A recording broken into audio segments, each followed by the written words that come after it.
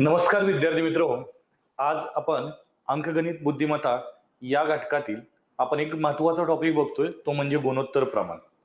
गुणोत्तर प्रमाण, ratio and proportion म्हणजेच आपल्याला एकदम सोपा टॉपिक आहे. बघा, गुणोत्तर प्रमाण जर तुम्हाला समजलं तर पुढचे दोन टॉपिक याच्यावर डिपेंड आहेत. म्हणजे एक आहे प्रमाण भागीदारी पार्टनरशिप आणि त्याच्यानंतरचं एक आहे तो म्हणजे मिश्रण, ॲलिगेशन्स, वैवारी. ह्या तीन टॉपिकवर आपल्याला जो तिन्ही टॉपिक जे डिपेंड आहेत, जे रिलेटेड आहेत, ते या टॉपिकला आहेत गुणोत्तर प्रमाणला. ठीक आहे, गुणोत्तर प्रमाण. आता बघा, पहिली गोष्ट बघा, याच्यातलं गुणोत्तर प्रमाणामध्ये आपल्याला काय दिलं जातं, काय गोष्टी आता महत्वाच्या आहेत. तर गुणोत्तर हे समजा ए आणि बी यांच्या वयाचं गुणोत्तर दिलं जातं, 3:2 आहे. म्हणजे त्याच प्रमाणात असतं 3:2, 5:3. आता इथे काही गोष्टी लक्षात ठेवायच्या. बघा, गुणोत्तर कधीही पॉइंट मध्ये सांगितलं जात नाही. कधी म्हटलं जात नाही 2.5 3.7 घ्या. पॉइंट मध्ये गुणोत्तर नसतं. दुसरी गोष्ट आपल्याला सांगता येईल,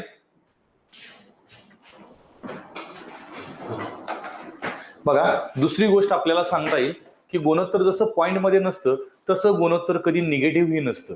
गुणोत्तर कधी निगेटिव्ह ही नसतं. म्हणजे कधी असं म्हटलं जात नाही -2.5 -3.4 घ्या. गुणोत्तर ऋणमध्येही नसतं, गुणोत्तर पॉइंट मध्येही नसतं. आणि मग आता जर समजलं असेल तर आपल्याला सुरू करता येईल.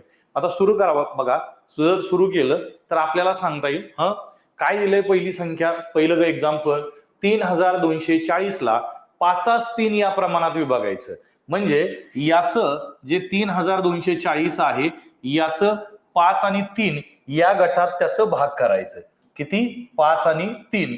आता जर बघा 5 आणि 3 मध्ये जर करायचं असतील तर आपल्याला असं करता येईल, बघा 3240 आहे, याला आपण सुरुवातीला 5 अधिक 3 न भागायचं. दोन भाग करायचे आहेत. एक भाग 5 प्रमाणात आणि दुसरा भाग 3 प्रमाणात. दोन भाग करायचे आहेत म्हणून 5 अधिक 3 करायचं. मग नेक्स्ट स्टेपला इथं आपल्याला असं करता येईल, 3240 भागिले 5 अधिक 3 झालं 8. 8 एक्के 8, 8 चोक 32, शिल्लक राहील 4. पुढं 4 ला भाग जात नाही आणि 8 45, म्हणजेच हा भागाकार किती आला? 405.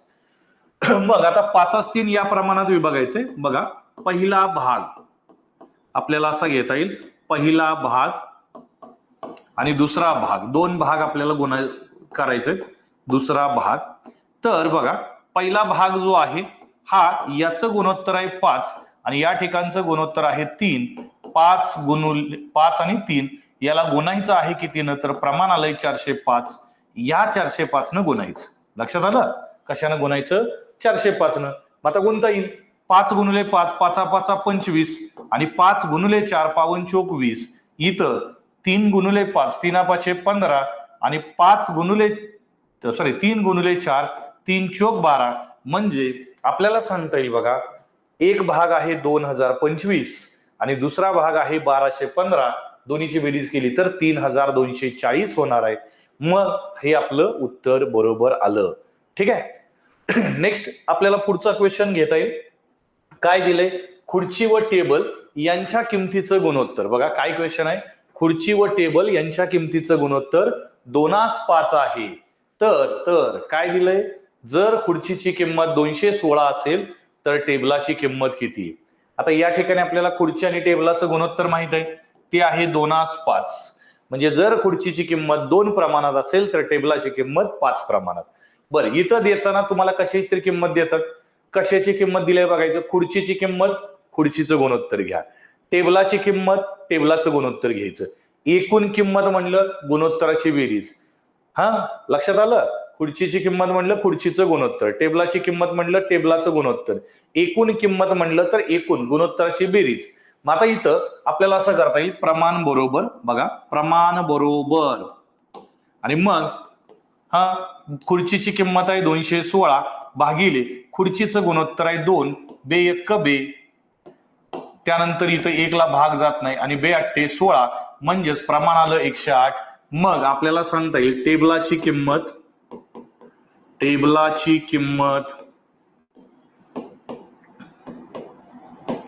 आणि टेबलाचं गुणोत्तर किती आहे बघा? 5 आहे. 5 गुणिले 108 म्हणजेच 45 आणि 5 एक्के 5 म्हणजेच 540 रुपये ही टेबलाची किंमत असेल. टेबलाची किंमत 540. या एक्झाम्पल मधला सगळ्यात महत्वाचा घटक काय? कशाची किंमत दिली आहे बघायचं. कशाची दिली? खुर्चीची. खुर्चीची किंमत दिली का खुर्चीच्याच गुणोत्तरानं भागायचं. टेबलाची किंमत दिली, टेबलाच्या गुणोत्तरानं भागा. आणि जर एकूण किंमत दिली तर आपल्याला सुद्धा गुणोत्तराची बेरीज करावी लागेल. ठीक आहे, जसं दिलंय तसं आपण फक्त एक्झाम्पल ऍडजस्ट करायचं. समजलं असेल तर आपल्याला पुढचा क्वेश्चन घेता येईल बघा. पुढचा क्वेश्चन दिलाय, खुर्ची व टेबल यांच्या किमतीचं गुणोत्तर आहे 3:5. जर त्यांची एकूण किंमत 1120 रुपये असेल तर खुर्ची व टेबलाची किंमत किती? खुर्ची व टेबलाची किंमत किती? आता काय सांगितलंय बघा इथं, एकूण किंमत किती सांगितलंय? एकूण किंमत 1120 आहे. तर आपल्याला सुरुवातीला प्रमाण घेता येईल. प्रमाण बरोबर बघा, एकूण किंमत आहे 1120 रुपये, तर छेदाला 3 अधिक 5 झालं 8. वाटलं तर इथं आपण एकूण किंमत एक एक्झाम्पल वाढवू. 3 अधिक 5 हे झालं गुणोत्तर. 1120 भागिले 3 अधिक 5 8. 8 न जर भागलं तर 8 एक्के 8. या ठिकाणी 8 एक्के 8. 11 मधून 3 गेले, सॉरी 11 मधून 8 गेले, उरले 3, झालं 32. 11 चोक 32 आणि वरचा 0 आहे असाच 140 प्रमाण आलं. जर 140 प्रमाण आलं असेल तर बघा खुर्ची आणि टेबलाची किंमत, खुर्ची किंवा खुर्चीची किंमत आपल्याला असं करता येईल, खुर्चीची किंमत. मग खुर्चीचं गुणोत्तर किती आहे? तर खुर्चीचं गुणोत्तर आहे 3 गुणुले 140, 14 त्रिक 42, वरचा 0 आहे असा 420 रुपये. आणि टेबलाची किंमत बघा, टेबलाची किंमत आणि टेबलाचं गुणोत्तर आहे 5 गुणुले 140, 14 पंचे 70 आणि वरचा 0 आहे असाच, म्हणजेच टेबलाची किंमत सांगता येईल 700 रुपये आहे. लक्षात आलं? खुर्चीची किंमत 420, टेबलाची किंमत 700 रुपये. समजलंय का बघा? अजून कोणाचा काही डाऊट असेल तरी विचारा. ठीक आहे, नेक्स्ट क्वेश्चन बघा. इथं विनू व सदू यांच्या वयाचं गुणोत्तर 5:3 आहे. विनू व सदू यांच्या वयाचं गुणोत्तर 5:3. सदू व मधू यांच्या वयाचं गुणोत्तर तुम्हाला दिलंय 4:7. आणि काय विचारलंय बघा, विनू आणि मधू यांच्या वयाचं गुणोत्तर किती? विनू आणि मधू. आता पहिल्यांदा आपण हे जे आहेत ही मांडणी करून घ्यायची. विनू सदू यांच्या वयाचं गुणोत्तर दिलंय, त्याच्यानंतरचं गुणोत्तर दिलंय सदू आणि मधू. ज्या व्यक्तीचं नाव डबल आहे त्याला मध्ये घ्यायचं. विनू सदू मधू. मग आता बघा, विनूचं आणि सदूचं गुणोत्तर तुम्हाला दिलंय 5:3 आहे आणि सदू आणि मधूचं गुणोत्तर आहे 4:7. नेक्स्ट स्टेपला आपल्याला असं करता येईल बघा, याच्या या साईडला काहीच नाही म्हणजेच हाच नंबर लिहून घ्यायचा आणि याच्या या साईडला काहीच नाही म्हणून हा नंबर लिहून घ्यायचा. 55. आता या ठिकाणी आपल्याला मात्र यांचा गुणाकार करून घ्यायचा सरळ. काय केलं बघा, जे गुणोत्तर दिलेलं होतं विनू आणि सदूचं 5:3 लिहिलं, सदू आणि मधूचं 4:7 लिहिलं. आता नेक्स्ट स्टेपला या साईडला मोकळं होतं तर हाच नंबर इकडे लिहिला, या साईडला मोकळा आहे म्हणून हा नंबर इकडे लिहिला. मग आता इथं उभा गुणाकार करायचा. 5:20, 5:20, 3:12 आणि 3:7 21. 5:20, 3:12, 3:7 21 हे तुमचे गुणोत्तर आले. मग आता विचारले कोणाचं गुणोत्तर बघा, विचारले विनू आणि मधूचं गुणोत्तर. विनू आणि मधू यांचं गुणोत्तर विचारले. विनूचं गुणोत्तर किती आहे तर 20 आणि मधूचं गुणोत्तर किती आहे तर 21. म्हणजेच आपलं उत्तर असेल 20:21. 20:21 हे तुमचं उत्तर असेल. समजलं का बघा? 20:21 हे तुमचं उत्तर आहे. ठीक आहे, नेक्स्ट क्वेश्चन बघा. पुढचा क्वेश्चन, ए व बी यांच्या वयाचं गुणोत्तर 4:7 आहे. बी व सी यांच्या वयाचं गुणोत्तर 3:5 आहे. तर ए व सी यांच्या वयाचं गुणोत्तर किती? आता या ठिकाणी आपल्याला असं करता येईल बघा, ए आणि बी यांचं गुणोत्तर आपल्याला ए बी सी हे एका ओळीत लिहून घ्यायचं. काय करायचं? एका ओळीत लिहून घ्यायचं ए बी सी. आता एच आणि बीचं गुणोत्तर तुम्हाला दिलंय 4:7 आणि बी आणि सी चं गुणोत्तर आहे 3:5. 4 7 3 5. आता या साईडला कोणताच नंबर नाही तर आपल्याला हे लिहिता येईल 3. या साईडला कोणताच नंबर नाही तर हे लिहिता येईल 7. नेक्स्ट स्टेपला 4 त्रिकोण 12 तिरक आहे असा गुणाकार करायचा. 7 त्रिक 21 आणि 7 5 35. मग आपल्याला कुणाकुणाचं गुणोत्तर विचारलंय बघा. तर ए आणि सी चं गुणोत्तर विचारलंय. ए आणि सी. ए च 12 आहे, सी च 35 आहे आणि मग हेच आपलं आन्सर असेल 12 35. किती आन्सर असेल? 12 35 हे तुमचं उत्तर आहे. समजलंय का बघा? काही डाऊट असेल तरी विचारा. ठीक आहे, काय समजलंय का बघा? काही डाऊट असेल तरी विचारा. हा,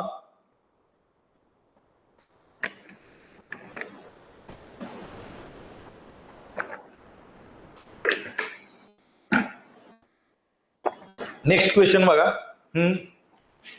सेम आपल्याला दिलाय एस बी बरोबर 1 2, बी सी 2 3 आणि विचारले तिघाचं गुणोत्तर एस बी सी बरोबर किती. बघा या ठिकाणी असं करता येईल. ए बी सी ह्या 3 संख्या एच आणि बी चं गुणोत्तर 1 2 आहे. बी आणि सी चं गुणोत्तर 2 3 आहे. आपल्याला नेक्स्ट स्टेपला याच्या या साईडला काहीच नंबर नाही म्हणजे 2 घेता येईल. याच्या या साईडला काहीच नंबर नाही म्हणजे 3 घेता येईल. 1/2 हे 2 आहे असं. 2 गुणुले 2 बघा. 1 गुणुले 2 2, 2 गुणुले 2 4 आणि 3 गुणुले 3 9. मग आपणाला विचारलं होतं ए बी सी या तिघाचं गुणोत्तर काय. ए बी सी या तिघाचं गुणोत्तर काय. एकच मिनिट, सॉरी. इथं बघा हे 2 या साईडला येईल. सॉरी, हे 2 या साईडला. मग इथं बेत्रिक 6 म्हणजे बघा काय काय मांडणी केली. ए आणि बी चं गुणोत्तर 1 2, बी आणि सी चं 2 3. हे या साईडला 2 घेता येईल. हे 2 या साईडला 2 4 6 आहे. आपल्याला विचारले बरं आता यांना कशानं तरी भाग जातोय तर 2 न भाग जातोय. बे 1 बे, बे 2 4, बे त्रिक 6 म्हणजेच आपल्याला सांगता येईल ए बी सी यांचं गुणोत्तर असेल 1 2 3. 1 2 3 हे तुमचं उत्तर असेल.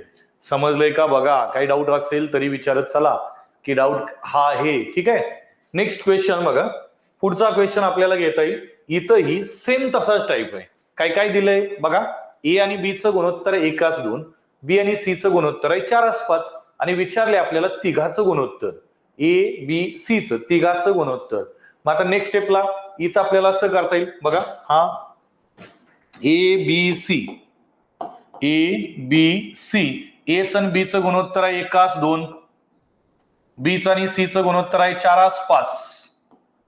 नेक्स्ट स्टेपला हे 4 या साईडला घेता येईल.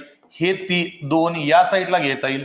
4 1 4, बे चोक 8, बे पंचे 10. मग या सगळ्यांना कशानं भाग जातोय बघा. या सगळ्यांना जर बघितलं तर 2 न भाग जातोय. 2 न भागून घ्या. बे 2 4, बे चोक 8 आणि बे पंचे 10. लक्षात आलं का बघा? काय काय केलं आपल्याला. कशा कशाची गुणोत्तर दिली ती. ए आणि बी चं गुणोत्तर आहे 1 2. ए आणि बी चं गुणोत्तर आहे 1 2. बी आणि सी चं गुणोत्तर आहे 4 5. या साईडला 4 घ्या, या साईडला 2 घ्या. मग नेक्स्ट स्टेपला गुणाकार. 1 गुणुले 4 4, 2 गुणुले 4 8 आणि बे पंचे 10. किंवा एखाद्याला 2 2 कॅन्सल करायचं असेल तर तो करू शकतो वरच. नसेल तर मग या स्टेपला कशानं भाग जातोय तर सगळ्याला भाग जातोय 2 न. मग भागता येईल. मग भागून घ्या. कशानं भागलं तर 2 न. बे 2 4, बे चोक 8, बे पंचे 10 आणि मग आपल्याला गुणोत्तर विचारले ए बी सी च. ए बी सी च ते गुणोत्तर आहे 2 4 5. 2 4 5 आणि ऑप्शन नंबर याच्यात जो असेल तो आपल्याला बघून लिहिता येईल. लक्षात आलं? ऑप्शन आपल्याला सेम असणारे दिलेले असणारच आहेत. या क्वेश्चनला मॅच होणारा ऑप्शन दिलेला असणार आहे. आता एखादा म्हणेल की हा ऑप्शन दिला तर काय करायचं 4 8 10. हा नाही, हे गुणोत्तर नाही, हे गुणोत्तर हे असतं. हा आहे का बघायचं. असेल तर ठीक, ते उत्तर. नसेल तर मग पर्याय तो आपला असेल. ठीक आहे, नेक्स्ट क्वेश्चन बघा. इथं आता हे एक्झाम्पल चौघाचं दिले. कितीचं दिलंय? चौघाचं. ए बी चं गुणोत्तर 1 2, बी सी चं गुणोत्तर 4 5 आणि सी डी चं गुणोत्तर आहे 6 7 आणि विचारले एस बी सी डी बरोबर किती? मग आपल्याला इथं असं करता येईल बघा, ए बी सी आणि डी. एच आणि बी चं जर बघितलं तर एकास 2 आहे. बी आणि सी चं गुणोत्तर आहे 4-5 आणि सी आणि डी चं गुणोत्तर आहे 6-7. या साईडला आपल्याला घेता येईल हे 4 आहे असंच, हे 6 आहे असंच. नंतर इथं 5च्या नंतर या साईडला रिकामा आहे म्हणजे हे 5 इथं घेता येईल, हे 2 इथं घेता येईल दोन्ही ठिकाणी. आणि मग आता मात्र आपल्याला काय करायचंय, उभा गुणाकार. बघा एक्झाम्पल जरी 4 अक्षराचा असेल तरी सुद्धा आपण टेन्शन घ्यायचं नाही. काय करायचं, एका लाईन मध्ये लिहून घ्यायचं ए बी सी डी. ए चं बी चं गुणोत्तर 1-2, बी चं सी चं गुणोत्तर 4-5, सी चं डी चं गुणोत्तर 6-7. या साईडला 4 रिकामी जागा आहे, हे 4 लिहिलं. या साईडला रिकामी जागा होती 6 इकडे लिहिलं. 5च्या या साईडला 5 लिहिलं. 2च्या या साईडला 2 लिहिलं, रिकामं जिथं होतं तिथं. आणि आता मात्र गुणाकार चालू करायचा. आता जर गुणाकार केला तर असं करता येईल, 6 चोक 24, 24 एके 24. इथं 6 चोक 24, 24 दुनी 48. इथं 6 पंचे 30, 30 दुनी 60. आणि इथं 7 पाचा 35, 35 दुनी 70. पण एक गोष्ट तुमच्या लक्षात येईल, या सगळ्यांच्या नंबरकडे बघा, 24, 48, 60 आणि 70 या सगळ्या नंबरकडे बघितलं का आपल्या लक्षात येते कशानं तरी भाग जातोय. हा, कशानं तरी भाग जातोय. बरं कशानं जाईल, 2 भागून घ्या. म्हणजे इथं जर भागलं तर आपल्याला असं करता येईल, 24च्या निम्म करायचं, 2 भागायचं म्हणजे निम्म. 24च्या निम्म 12, 48च्या निम्म 24, 60च्या निम्म 30 आणि 70च्या निम्म 35 झालं. हेच तुमचं उत्तर, एस बी सी डी. आणि उत्तर काय आहे बघा, तर 12, 24, 30, 35. 12, 24, 30, 35 आणि असं असणार आपल्याला उत्तर निवडावं लागणार आहे. लक्षात आलं? गडबडीत आपण वरचं निवडू नका. 24, 48, 60, 70 ह्याचं संक्षिप्त रूप आपल्याला द्यावं लागेल, म्हणजे सगळ्यांना 2 भागावं लागेल. समजलंय का? बघा एकदम सोपं आहे. नेक्स्ट आपल्याला सेम तसाच पुढचं क्वेश्चन करायचं आहे. पुढचा क्वेश्चन सेम तसाच आहे. लगेच ट्राय करायला सुरुवात करायची. कशी करायची तर आत्ताच सांगितलं, अगोदर एका वळीत 14 अक्षर लिहून घ्यायची. म्हणजेच आपल्याला इथं असं करता येईल, ए बी सी आणि डी. ए चं बी चं गुणोत्तर 1-2, बी चं आणि सी चं गुणोत्तर 2-3 आणि सी चं आणि डी चं गुणोत्तर 4-5. मग आता आपल्याला सांगता येईल, याच्या या साईडला नंबर कुठलाच नाही म्हणून 2. याच्या या साईडला नंबर रिकामी जागा आहे 4-4. या 3च्या या साईडला 3, या साईडला रिकामी जागा आहे 2-2. आता गुणाकार करता येईल, 4 दुनी 8, 8 एक्के 8, 4 दुनी 8, 8 दुनी 16, 4 त्रिकोण 12, 12 दुनी 24, 5 त्रिक 15, 15 दुनी 30. आणि या सगळ्याला बघा, या सगळ्याला कशानं तरी भाग जातोय, कशानं तरी भाग जातोय. मग कशानं जातोय तर आपल्याला सांगता येईल, या सगळ्याला 2 भाग जातोय. आता काही जण म्हणतील 4 इथं जातोय. 30ला 4 भाग जात नाही, म्हणजेच या सगळ्याला 2 भाग जातोय. बघा, बे चोक 8, बे 8 16, बे 1 बे 2 4, बे 1 बे 5 10. म्हणजेच आपल्याला सांगता येईल बघा, ए बी सी आणि डी या सगळ्याचं गुणोत्तर आहे 4, 8, 12, 15. 4, 8, 12, 15 हे तुमचं उत्तर असेल. लक्षात आलं? काय उत्तर आहे? 4, 8, 12, 15. ठीक आहे, एकदम संक्षिप्त रूप आपल्या लक्षात आला असेल. काय काय केलंय, जे आहे ते निळ्या पेनानं लिहिलंय. बघा, या साईडला रिकामी जागा होती, ती आपण इकडचा 2 इकडे लिहिला वेगळ्या पेनानं. हे 4 इकडे लिहिलं, हे 3 या साईडला आणि हे 2 या साईडला. ठीक आहे, पुढचा क्वेश्चन घेता येईल. आता बघा, पुढचा क्वेश्चन काय दिलाय तर आपल्याला दिलाय 2A बरोबर 3B आणि 3B बरोबर 4C. तर आपल्याला विचारलं ABC ची किंमत किती. मग आता काही जणांचं लगेच लॉजिक येतं, 2A म्हणजे A ची किंमत 2, 3B B ची किंमत 3 आणि C ची किंमत 4C म्हणजे C ची किंमत 4. आणि असं उत्तर सांगतो आणि ते उत्तर चुकीचं आहे. का चुकीचं आहे हे पहिल्यांदा बघायचं. बघा आता इथं हे दिलंय तुम्हाला 2A बरोबर 3B आणि दुसरं दिलंय 3B बरोबर 4C. बघा आता नेहमी लक्षात ठेवायचं, नेहमी इथून पुढे लक्षात तर ठेवायचं, गुणोत्तर प्रमाणाच्या वेळी बघा अक्षर एका साईडला पाहिजे आणि अंक संख्या ज्या आहेत नंबर ते दुसऱ्या साईडला. नसेल तर अक्षर आपल्या अंशाला पाहिजे आणि संख्या छेदाला पाहिजे. इथं आपल्याला तसं करून घेता येईल. म्हणजे बघा मी आता अक्षर जर बघितली तर इथं 2A बरोबर 3B आहे. म्हणजेच आपल्याला हे असं लिहिता येईल A आहे असंच हा आणि छेदाला B, A छेद B. बघा B या साईडला आलं तर छेदाला गेलं A छेद B आणि या साईडला हे 3 आहे असंच, इकडे 2 आहे या साईडला जाऊ द्या छेदाला 2. म्हणजेच A आणि B चं गुणोत्तर तुम्हाला मिळालंय. A आणि B चं गुणोत्तर मिळालं किती? 3:2. बर सेम इथं बघा 3B बरोबर 4C, हे B आहे असंच छेदाला C बरोबर 4/3. म्हणजेच B चं आणि C चं पण आपल्याला गुणोत्तर सांगता येईल. B आणि C चं गुणोत्तर 4:3. लक्षात आलं का? A आणि B चं गुणोत्तर 3:2 आणि B आणि C चं गुणोत्तर 4:3. पण आपल्याला विचारलंय तिघाचं गुणोत्तर.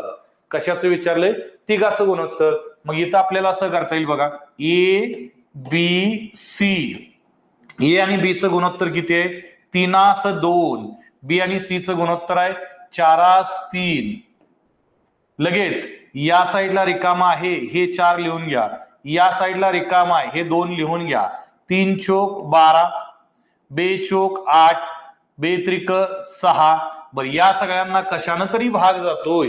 कशानं भाग जातोय? 2 न. 2 सक्क 12, 2 चोक 8, 2 त्रिक 6. म्हणजेच आपणाला असं लिहिता येईल बघा ABC यांचं गुणोत्तर आहे 6:4:3. 6:4:3 आणि हेच तुमचं उत्तर असेल. 6:4:3 हे तुमचं उत्तर असेल. समजलं का? काय करायचं? पहिल्यांदा इथं 2A बरोबर 3B दिलतं, हे आपल्याला याचं गुणोत्तर घ्यायचं आहे. म्हणजेच A या साईडला राहू द्या, हे B या साईडला गुणुले 3B आहे म्हणजे 3 ला गुणुले ते पलीकडे जाऊ द्या छेदाला जाईल भागिले A छेद B आणि इकडचं 2 इकडे येऊ द्यायचं भागिले म्हणजेच 3/2. बरोबर? ASB म्हणजेच 3:2 आणि इथं सेम तसं सांगता येईल 3B बरोबर 4C. हे C जर या साईडला गेलं तर B छेद C बरोबर 4/3. BC बरोबर 4:3. लक्षात आलं का? लक्षात आलं का? बघा. ओके ठीक आहे. पुढं आता पुढचा क्वेश्चन दिलाय. पुढचा क्वेश्चन काय काय दिलाय बघा. 3A बरोबर 4B बरोबर 5C. तर आपल्याला विचारलंय ASBC बरोबर किती? काय काय दिलंय? 3A बरोबर 4B बरोबर 5C आणि मग आपल्याला या तिघाचं गुणोत्तर विचारलंय.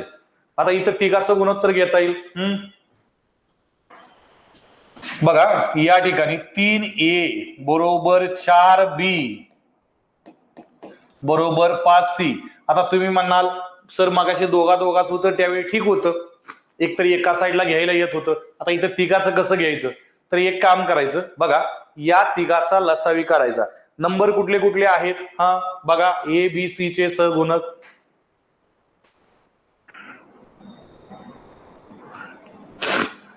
ABC चे सहगुणक सांगता येतील.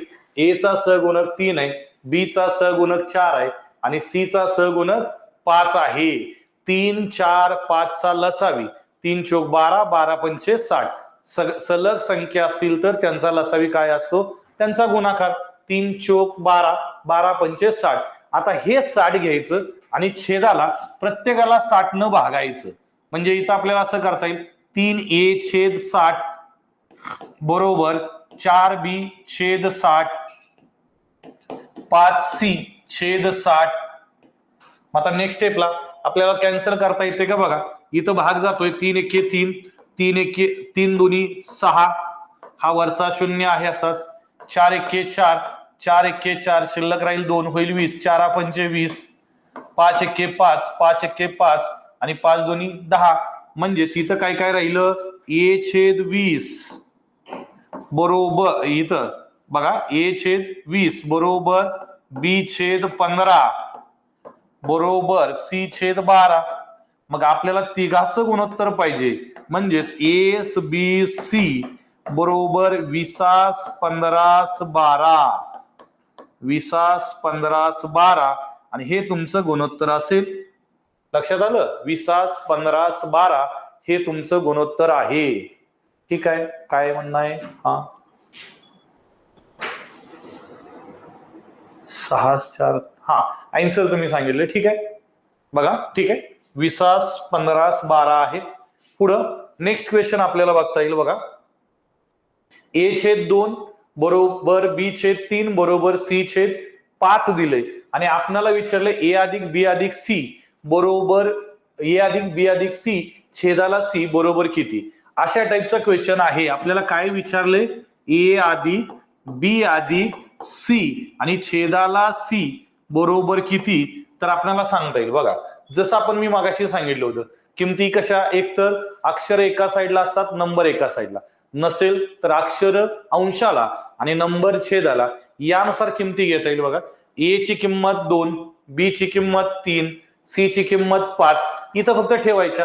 आपल्याला विचारले ए अधिक बी अधिक सी छेद सी बरोबर किती. ए ची किंमत आहे 2, बी ची किंमत 3, सी ची किंमत 5 आणि छेदाला सी ची किंमत आहे 5.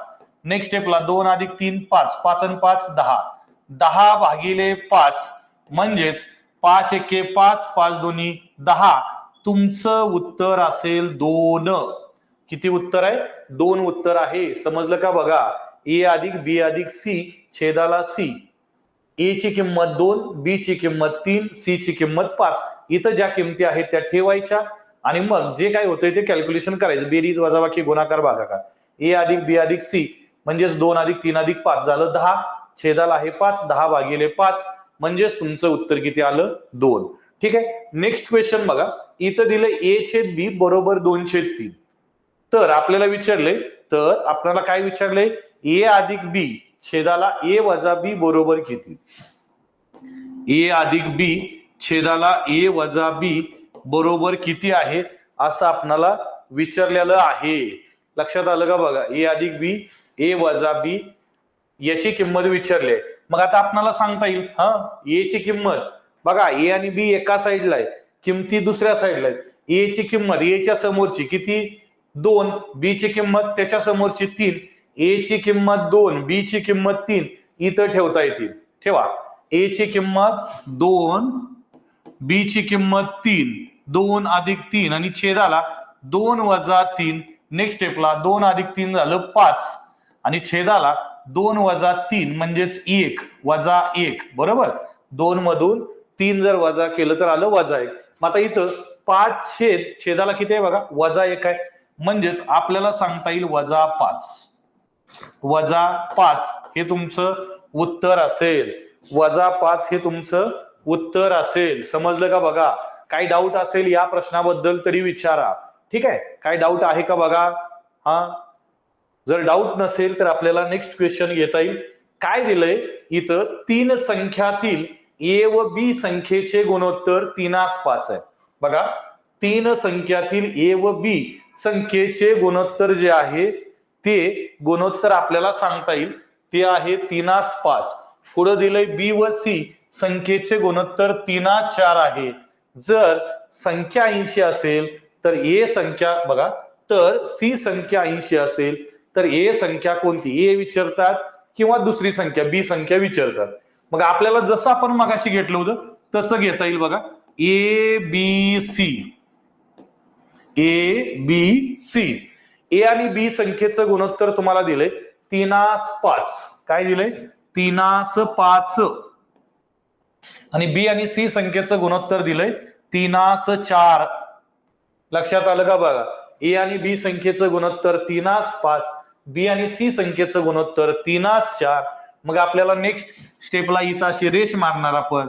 या साईडला इकडचं 3 बघून लिहिणार, या साईडला इकडचं 5 बघून लिहिणार आणि मग आपण गुणाकार करायचा आहे. 3 त्रिक 9, 5 त्रिक 15, 5 चोक 20 मग आता गुणोत्तर बघा, 9, 15, 20 आलं, 9, 15, 20 आलं. पण आपल्याला काय सांगितलंय, सी संख्या किती सांगितली आहे, 80. सी संख्येचं गुणोत्तर किती आहे, 20 आहे, 20. बघा, सी संख्या तुम्हाला सांगितले 80 आहे, पण सी संख्येचं गुणोत्तर किती आहे, 20. 80 येण्यासाठी या 20 ला कितीनं गुणलं पाहिजे, 4 बरोबर. 80 येण्यासाठी या 20 ला 4 गुणायचं आहे, तर इकडच्या दोघांना पण 4 गुणून घ्यायचं. ज्या नंबरनं इथं गुणलंय त्याच नंबरनं इकडे गुणायचं. मग आपल्याला सांगता येईल 9 चोक 36, 15 चोक 60. मग तुम्हाला विचारले ती संख्या कोणती आहे, कुठली, ए.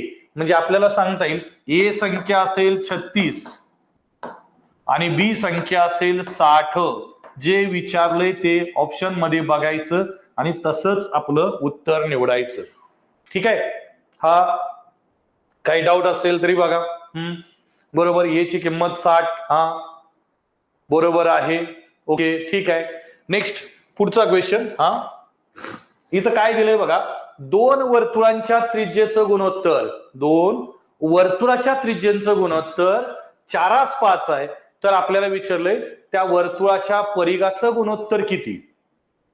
मग आपल्याला पहिली गोष्ट बघा, काही जण काय करतात, त्रिज्येचं गुणोत्तर इकडे घेतात. त्रिज्या 2 आहे म्हणजे पहिल्या वर्तुळाची त्रिज्या R1, दुसऱ्या वर्तुळाची त्रिज्या R2, याचं गुणोत्तर आहे 4:5. मग घेतात वर्तुळाचा परिघ. मग काय घेतात, वर्तुळाचा परिघ. आणि वर्तुळाचा परिघ आहे फॉर्म्युला 2πr. वर्तुळाचा परिघ म्हणजेच काय, 2πr. मग पहिल्या वर्तुळाचा परिघ असतो 2πr1 आणि दुसऱ्या वर्तुळाचा परिघ असतो 2πr2. या 2 ला 2 कॅन्सल, पाय ला पाय कॅन्सल, म्हणजे R1 आणि R2. आणि मग तुमचं उत्तर येतं 4/5 म्हणजे 4:5. आता हे झालं रेग्युलर पद्धतीने. एवढा वेळ आहे का आपल्याकडं, नाही. मग डायरेक्ट एवढंच लक्षात ठेवायचं, वर्तुळाचा परिघ बघा, वर्तुळाच्या त्रिज्येचं जे गुणोत्तर असतं तेच वर्तुळाच्या परिघाचं गुणोत्तर असतं.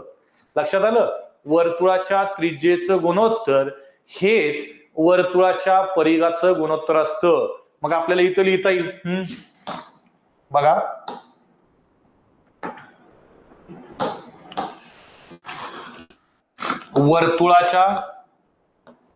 वर्तुळाच्या त्रिज्येचे गुणोत्तर, वर्तुळाच्या त्रिज्येचे गुणोत्तर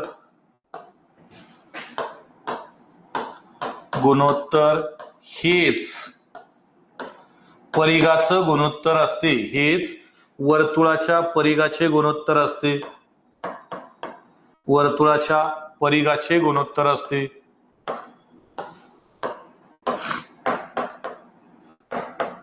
परिघाचे गुणोत्तर असते. म्हणजेच आत्ताच्या एक्झाम्पल मध्ये बघा, त्रिज्येचं गुणोत्तर आपल्याला दिलेलं होतं 4:5, तर परिघाचं गुणोत्तर सुद्धा 4:5च आहे.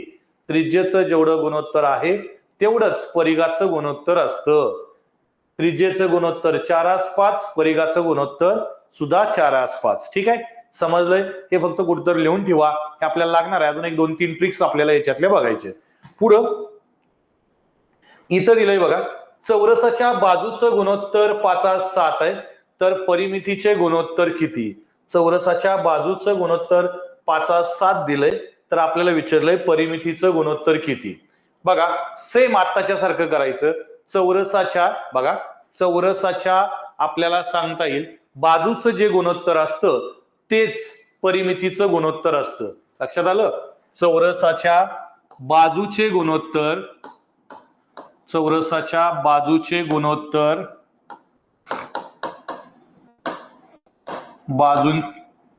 किंवा इथं आपल्याला असं करता येईल, 2 चौरसांच्या बाजूचे गुणोत्तर, 2 चौरसांच्या बाजूंचे गुणोत्तर हेच चौरसांच्या परिमितीचे गुणोत्तर असते. चौरसांच्या परिमितीचे गुणोत्तर असते. परिमितीचे गुणोत्तर असते.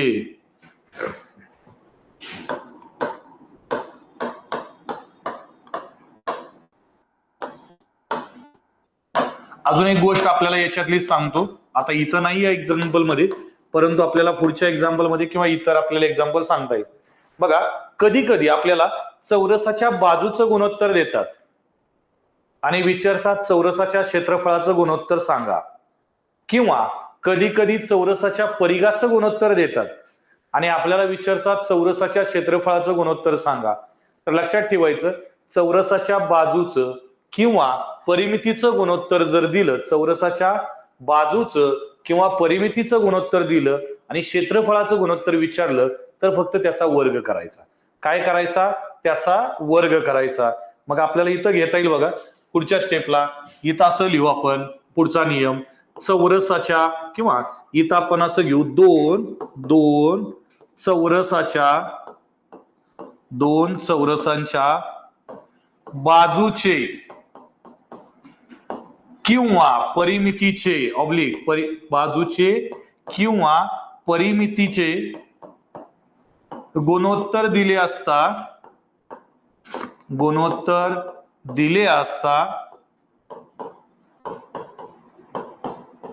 क्षेत्रफळाचे गुणोत्तर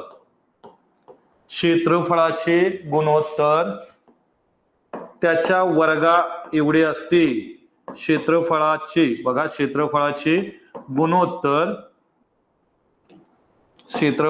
गुणोत्तर त्याच्या वर्गा एवढे असते.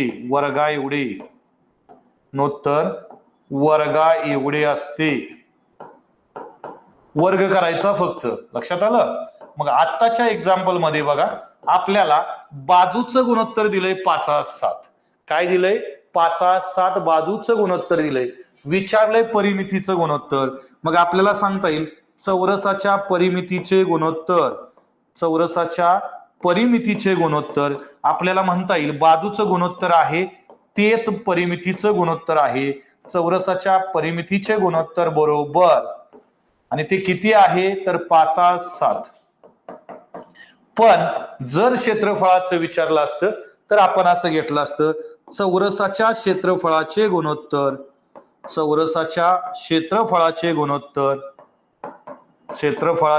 गुणोत्तर आणि हे किती असेल तर याचं फक्त वर्ग करायचं. क्षेत्रफळ म्हणलं का वर्ग, घनफळ म्हणलं का घन करायचं. 5चा वर्ग आणि 7चा वर्ग, 5चा वर्ग 25 आणि 7चा वर्ग 49.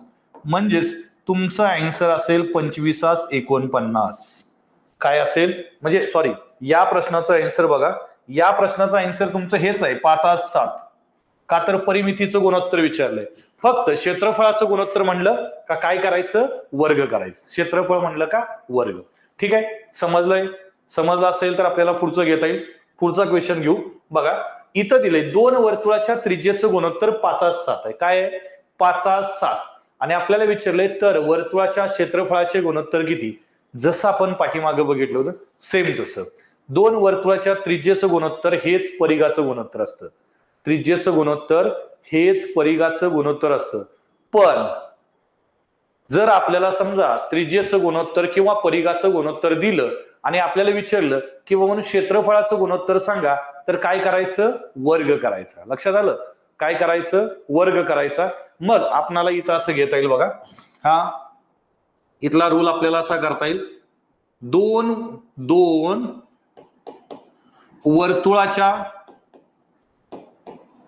वर्तुळाच्या त्रिज्येचे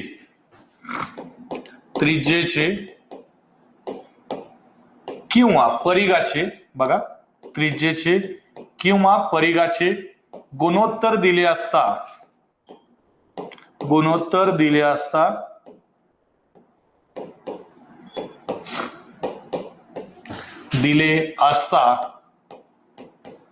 क्षेत्रफळाचे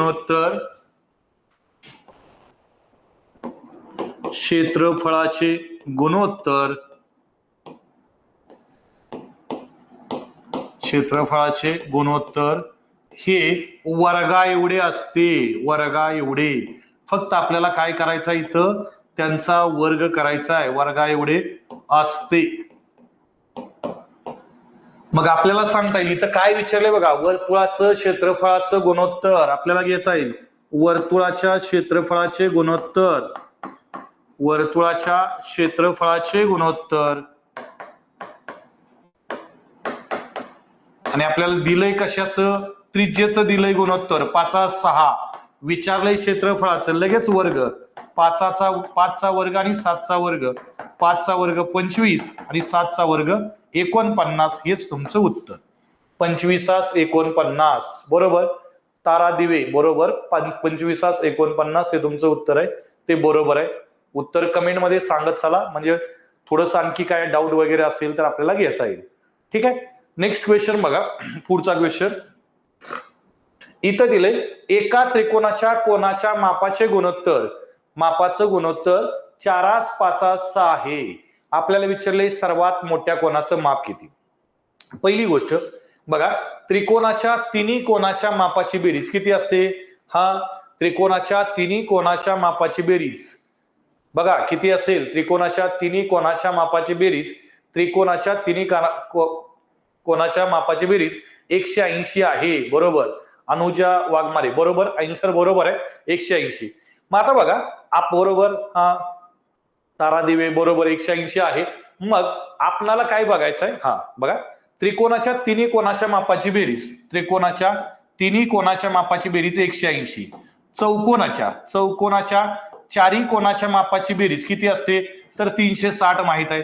पंचकोनाच्या पाची कोनाच्या मापाची बेरीज, हा पंचकोनाच्या पाची कोनाच्या मापाची बेरीज किंवा षटकोनाच्या 6 कोनाच्या मापाची बेरीज किती असेल बघा. मग आता जसं असं कोण वाढत जातील तसं आपण फक्त एक काम करायचं, इथं 18चा पाढा लिहून घ्यायचा. 18, 36, 18 त्रिक 54, 18 चोक 72 आणि याच्यावर प्रत्येकावर फक्त 0 वाढवत जायचं, 0 वाढवायचं. लक्षात आलं. मग त्रिकोणाच्या तिन्ही कोनाच्या मापाची बेरीज 180, चौकोनाच्या चारी कोनाच्या मापाची बेरीज 360, पंचकोनाच्या पाचव्या कोनाच्या मापाची बेरीज 540, षटकोनाच्या 6 कोनाच्या मापाची बेरीज 720.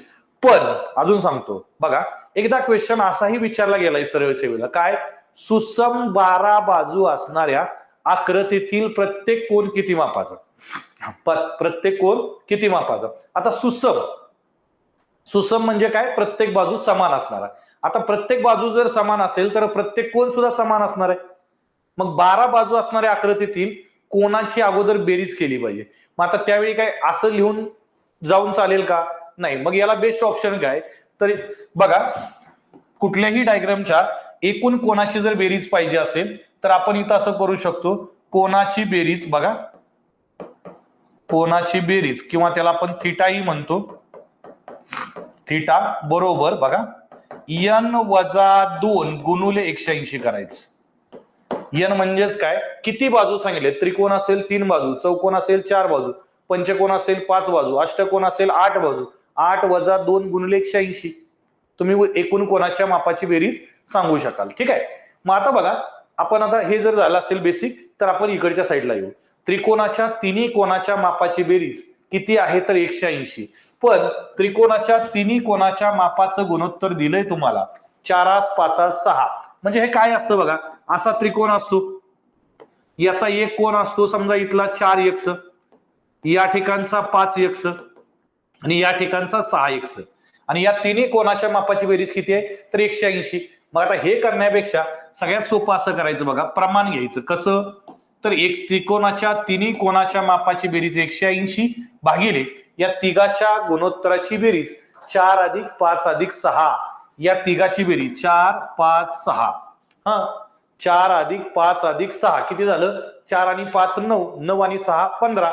याला फक्त 15 न भागायचं. मग आपल्याला असं करता येईल, 15 × 15, 15 × 15, 18 मधून 15 गेले, उरले 3, झालं 30, 15 दोन्ही 30, 15 दोन्ही 30. मग आपलं प्रमाण काय आलं 12.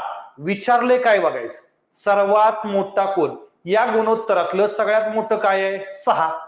या गुणोत्तरातलं सगळ्यात मोठं काय आहे 6.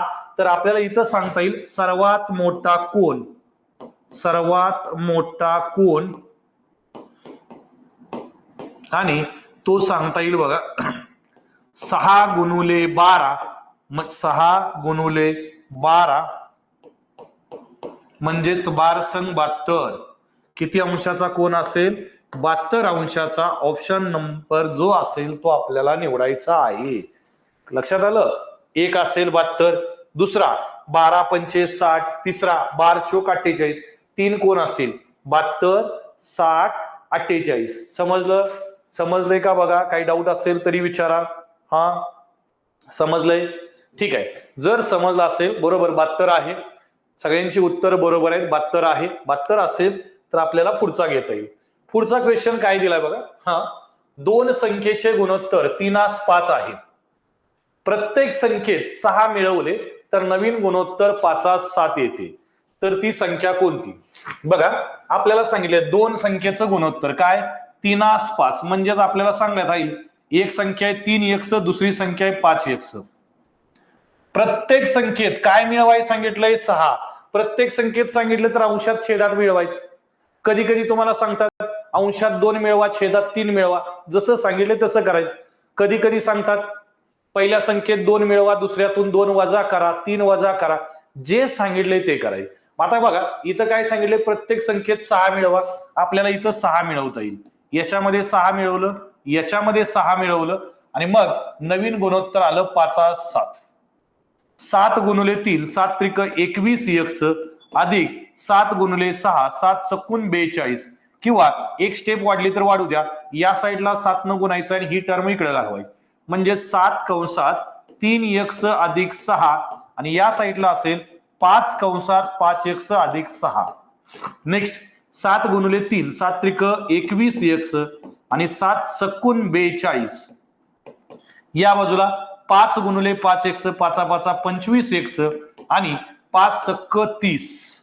आता हे 21x जर या बाजूला गेलं तर आपल्याला असं करता येईल 25x मधून 21x वजा करा आणि या बाजूला 42 वजा 30. 25x मधून 21x जर वजा झाले तर 4x आणि 42 वजा 30 म्हणजेच किती बघा 42 वजा 30 म्हणजेच 12. तर x बरोबर 12/4, x बरोबर 3. x बरोबर 3. मग आपल्या दोन संख्या होत्या कुठल्या कुठल्या सुरुवातीची बघा. पहिली संख्या होती 3 आणि 5, 3:5 म्हणजेच 3x 5x केलं तर आपल्याला इथं सांगता येईल बघा पहिली संख्या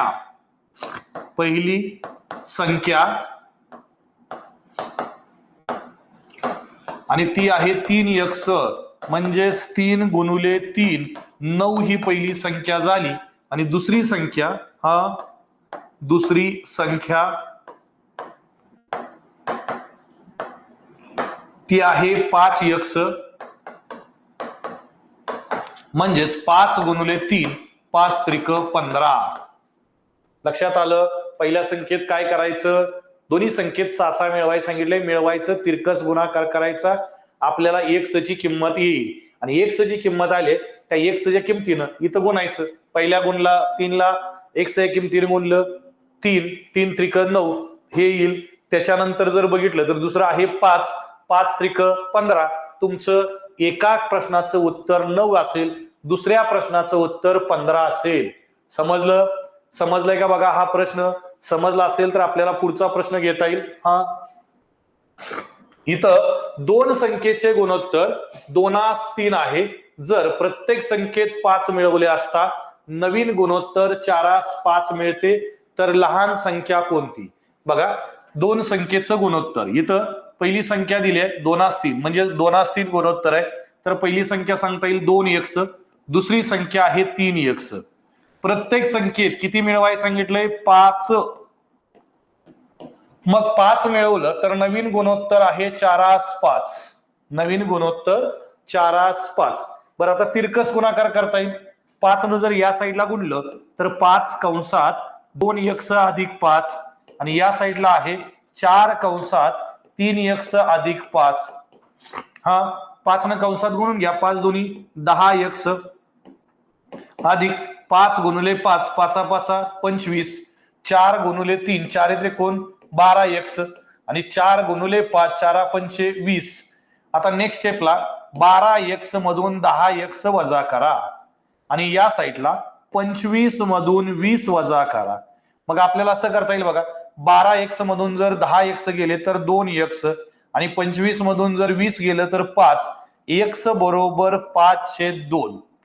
x बरोबर 5/2. मग आपणाला काय विचारलंय? लहान संख्या. काय विचारलंय? लहान संख्या. मग लहान संख्या म्हटल्यानंतर यातलं गुणोत्तर कुठलं येईल बघा? 2/3 म्हणजेच काय गुणोत्तर येईल? 2x. लहान संख्या काय असणार आहे? 2x. म्हणजेच आपल्याला असं करता येईल 2 गुणुले x ची किंमत आहे 5/2. या 2 ला हे 2 कॅन्सल, म्हणजेच लहान संख्या आहे 5. लक्षात आलं? लहान संख्या आहे 5. मग नेक्स्ट क्वेश्चन बघा. हा 2 संख्याचे गुणोत्तर आपल्याला पुढचा क्वेश्चन दिलाय. हा 2 संख्येचं गुणोत्तर आपल्याला दिलंय 3/5 आहे. जर जर पहिल्या संख्येत 2 मिळवले आणि दुसऱ्या संख्येत 3 मिळवले तर नवीन गुणोत्तर किती आहे असं विचारले. बघा, पहिल्या संख्येत काय मिळवायचं सांगितलंय? 2 आणि दुसऱ्या संख्येत काय मिळवायचं आहे? 3. तर नवीन गुणोत्तर काय असेल? नवीन गुणोत्तर 5/8 मिळते. तर आपल्याला विचारलंय लहान संख्या काय आहे? बघा, पहिली संख्या 2, पहिल्या दोन्ही संख्येचं गुणोत्तर दिलंय 3/5, 3x 5x. पहिल्या संख्येमध्ये 2 मिळवा, दुसऱ्या संख्येमध्ये 3 मिळवा. बघा, 3/5 होतं, 3x 5x.